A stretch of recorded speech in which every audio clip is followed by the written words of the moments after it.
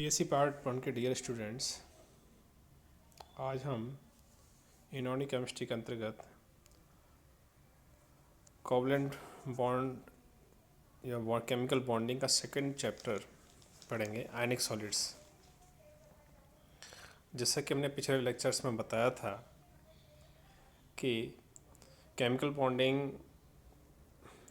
3 प्रकार की होती है। एक तो कोवलेंट बॉन्ड, दूसरा कोऑर्डिनेट बॉन्ड और तीसरा आयनिक बॉन्ड।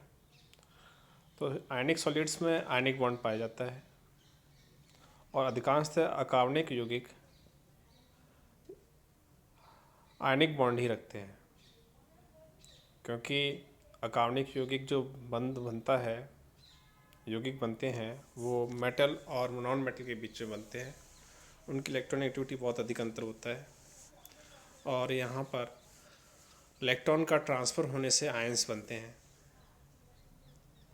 जब एटम इलेक्ट्रॉन त्यागता है तो धनायन का निर्माण होता है और जब एटम इलेक्ट्रॉन लेता है तो ऋणायन का निर्माण होता है। उनके आपस में आकर्षण बल जो होता है उसको हम आयनिक बॉन्ड कह देते हैं। धनायन और ऋणायन के बीच में जो इलेक्ट्रोस्टैटिक फोर्स होता है जिसे हम आयनिक बॉन्ड कहते हैं।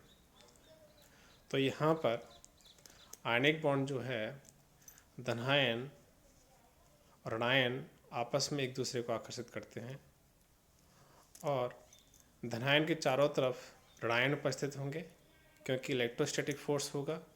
विपरीत आवेशी आयन एक दूसरे को आकर्षित करते हैं, तो धनायन के चारों तरफ ऋणायन और ऋणायन के चारों तरफ धनायन उपस्थित होते हैं और एक निश्चित पैटर्न में ये जुड़े होते हैं, जिसके कारण से क्रिस्टल संरचना बनती है।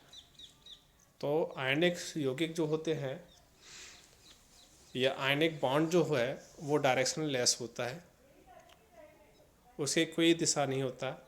जैसे कोवलेंट बॉन्ड में एक निश्चित दिशात्मक बॉन्ड पाया जाता था, निश्चित दिशात्मकता पाई जाती थी, जिसके कारण से मॉलिक्यूल की निश्चित शेप हुआ करती थी।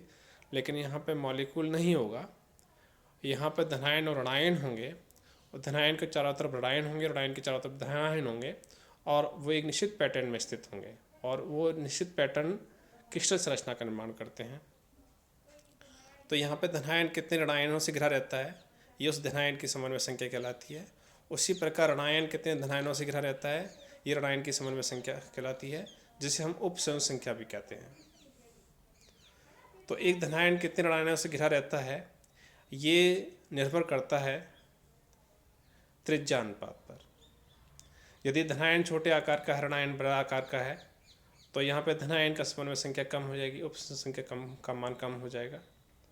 और यदि धनायन का आकार बड़ा है, ऋणायन का आकार छोटा है, तो यहाँ पे धनायन का जो समन्वय संख्या का मान है वो बढ़ जाएगा, इंक्रीज हो जाएगा। तो इस तरह से यहाँ पर आयनिक संरचनाएं निर्भर करती हैं धनायन तथा ऋणायन की त्रिज्या पर, कि धनायन और ऋणायन की त्रिज्या किस प्रकार है। उसी तरह की आयनिक संरचनाएं आयनिक सॉलिड्स में हमें देखने को मिलेंगी और धनायन और ऋणायन की त्रिज्याएं ही निर्धारित करती हैं कि उस यौगिक की, आयनिक यौगिक की समन्वय संख्या क्या होगी।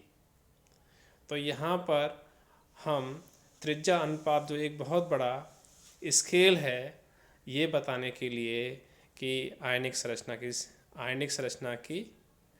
सॉलिड की संरचना क्या होगी और उसकी समन्वय संख्या क्या होगी, उपसमन्वय संख्या क्या होगी।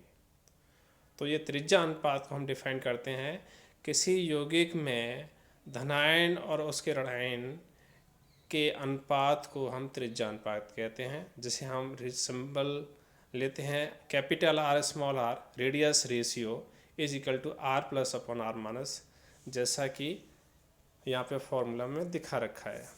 तो ये फॉर्मूला है रेडियस रेशियो निकालने का, इसके आधार पे हम निर्धारित करते हैं। तो यहाँ पर रेडियस रेशियो, जैसे मैंने बताया था कि यदि धनायन का आकार बड़ा है, जैसे कि यहाँ पर दिखा रखा है, धनायन को आकार को हमने कांस्टेंट रखा है, ये बीच में m जो है यहाँ पे धनायन है, कांस्टेंट रखा है। ऋणायन के आकार को हमने धीरे धीरे बढ़ाते गए हैं। तो देखिए फर्स्ट डायग्राम में मेटल आयन जो ऋणायन है, 4 जो खाली गोले दिखा रखे हैं वो जो कि ऋणायन है, वो स्पर्श किए हुए हैं मेटल आयन के साथ, लेकिन ऋणायन आपस में एक दूसरे से स्पर्श नहीं किए हुए हैं। इसका मतलब क्या है कि यहाँ पर मेटल आयन समन्वय संख्या इंक्रीज कर सकता है, बढ़ा सकता है। तो हम इसको यहाँ पे इस तरह से डिनोट करते हैं। जबकि सेकेंड डायग्राम में मेटल आयन ऋणायन के साथ स्पर्श किए हुए है और ऋणायन भी आपस में स्पर्श किए हुए है। अतः ये एक परफेक्ट स्थिति कहलाती है। और यहाँ पे जो रेडियस रेशियो होगा, ये रेडियस रेशियो इसका सीमांत रेडियो रेशियो कहलाती है। क्या कहलाता है ये? सीमांत रेडियो रेशियो। तो ये कहलाता है सीमांत त्रिज्या अनुपात। का तात्पर्य ये है कि जिसमें धनायन सभी ऋणायनों से ऋणायन भी आपस में स्पर्श किए हुए हों, वो स्थिति सीमांत त्रिज्या अनुपात की कहलाती है। और यहाँ पर इससे यदि कम छोटा आकार हुआ धनायन का, तो निश्चित रूप से समन्वय संख्या कम हो जाएगी धनायन के लिए, और इससे यदि बड़ा आकार हुआ तो समन्वय संख्या कुछ सीमा तक बढ़ेगी, है ना। और जैसे कि यहाँ पे सी वाली डायग्राम में दिखा रखा है कि यहाँ पे मेटल आयन का आकार छोटा है, आयन का आकार बहुत ही बड़ा है, तो उस स्थिति में समन्वय संख्या का मान कम हो जाएगा। तो इस स्थिति में यहाँ पर जो समन्वय संख्या होगी वो इसकी कितनी होगी? 4 से कम हो जाएगी, क्योंकि यहाँ पे किसी से तो इस तरह से समन्वय संख्या निर्भर करती है धनायन और ऋणायनों की आकार पर, यानी कि त्रिज्या अनुपात पर। इसी तरह से यहाँ पर धनायन का आकार बढ़ाते गए हैं सेकंड डायग्राम में। तो यहाँ पर देखा जाए तो यहाँ पर धनायन का आकार बहुत छोटा है, यहाँ पर इंक्रीज हुआ है, यहाँ पर और भी इंक्रीज हुआ है, तो यहाँ पर समन्वय संख्या बढ़ती जा रही है। तो इस तरह से जो स्थिति बी है दोनों में, वो स्थिति कहलाती है सीमांत त्रिज्या अनुपात, लिमिटिंग रेडियस रेशियो कहलाता है। और ये लिमिटिंग रेडियस रेशियो हम निकालते हैं अलग अलग संरचनाओं के लिए। अलग अलग संरचना का मतलब क्या है यहाँ पे कि समन्वय संख्या 3, समन्वय संख्या 4, 5, 6 और 8 के लिए यहाँ पर हम सीमांत त्रिज्या अनुपात निकालते हैं कि किस तरह से इनका सीमांत त्रिज्या अनुपात होगा, जिससे हम निर्धारित कर देंगे कि इसकी संरचना कैसी होगी, कि यहाँ पे धनायन कितने ऋणायनों से घिरा रहता है और किस तरह से आयनिक संरचना पाई जाती है। अब देखा जाए HF2 मॉलिक्यूल में HF2 माइनस आयन है, इसकी जो संरचना है इसके लिए त्रिज्या अनुपात है वो कितना है? 0.15 से कम है। इसका मतलब क्या है कि इसकी संरचना कैसी होगी? रेखीय होगी। तो इस तरह से हम इनकी आयनिक संरचना का निर्धारित कर सकते हैं। ऐसे ही यदि त्रिज्या अनुपात का मान 0.15, ये सीमांत त्रिज्या अनुपात दे रखे हैं, यदि सीमांत त्रिज्या अनुपात का मान 0.15 से लेकर के 0.225 के बीच में है, तो यहाँ पर समन्वय संख्या कितनी होगी? अपन निर्धारित कर सकते हैं कि 3 हो जाती है, और 3 यानी कि एक धनायन 3 ऋणायनों से घिरा रहता है, इसका तात्पर्य। और संरचना कौन सी होगी? त्रिभुजीय आकार में होगी।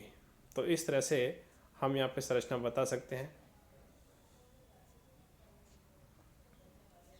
तो ये जो रेशियो है, रेडियस रेशियो 0.15, 0.225, ये हम कैलकुलेट कर सकते हैं किसकी सहायता से? पाइथागोरस प्रमेय की सहायता से और सिंपल ट्रिगोमेट्री रेशियो के आधार पर हम ये गणना कर सकते हैं। जैसे कि समन्वय संख्या 4 के लिए जो त्रिज्या अनुपात है वो 0.225 से लेकर के 0.414 होता है, जो कि इस तरह से हम यहाँ पे कैलकुलेट करके बताएंगे। तो यहाँ पर सीमांत त्रिज्या अनुपात 4 है, एक धनायन 4 ऋणायनों से घिरा रहता है। Thank you for listening. Next time अगली बार।